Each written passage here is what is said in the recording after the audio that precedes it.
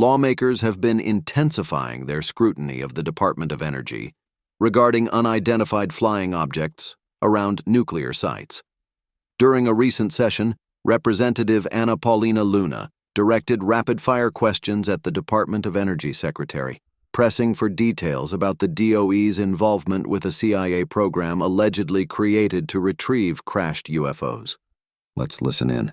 Chair, now recognize Mr. Burchett from Tennessee. I was going to follow up with the numerous reports by the Federal Protective Services officers describing suspicious occurrences of UAPs over nuclear facilities.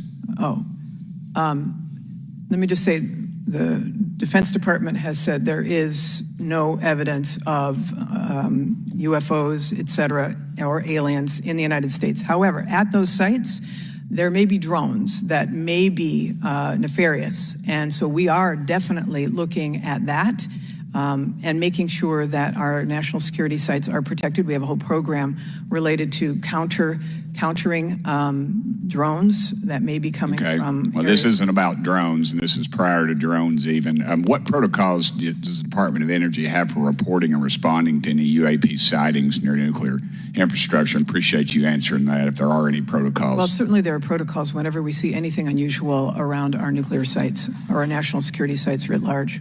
Chair recognizes Ms. Luna from Florida. Secretary Granholm, earlier when Representative Burchett asked you about some UAP stuff, you said that the DOD essentially had denied any existence of that, and you referred to them as drones, correct? It's my understanding that the Department of Defense has looked at this and issued a report about it. I have a lot of questions, so just quick and concise if possible.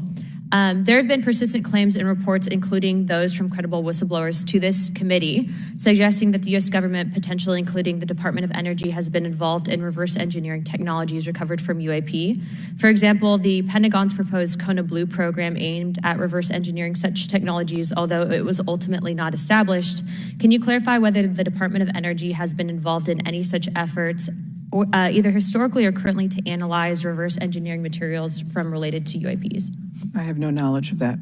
Okay, there are several reports indicated frequent drone incursions over DOE nuclear facilities, including an incident on April 1st, 2021 at Lawrence Livermore National Laboratory, also known as LLNL. Can you detail the DOE's current security measures to prevent unauthorized drone activities or UAPs, and what steps are being taken to enhance these measures of frequencies of incidences? Yeah, we have a whole counter drone effort to make sure that all of our national security sites and our labs are protected from incursions from drones, I'll just say, that are not authorized. So there's a whole series of protocols, probably not ripe for discussion in this public setting. Correct. So I reviewed some unclassified materials from around the 40s and 50s, and so they weren't just being reported as drones back then, and I encourage you to look over those materials because I think that you guys should be upgrading that program to cover down on UAPs.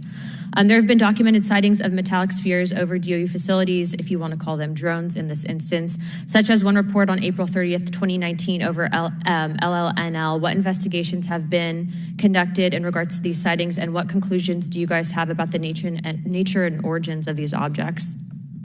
I'm happy to follow up with you on that. Okay, we'll be submitting also too for public record some questions after this, if you could please answer those.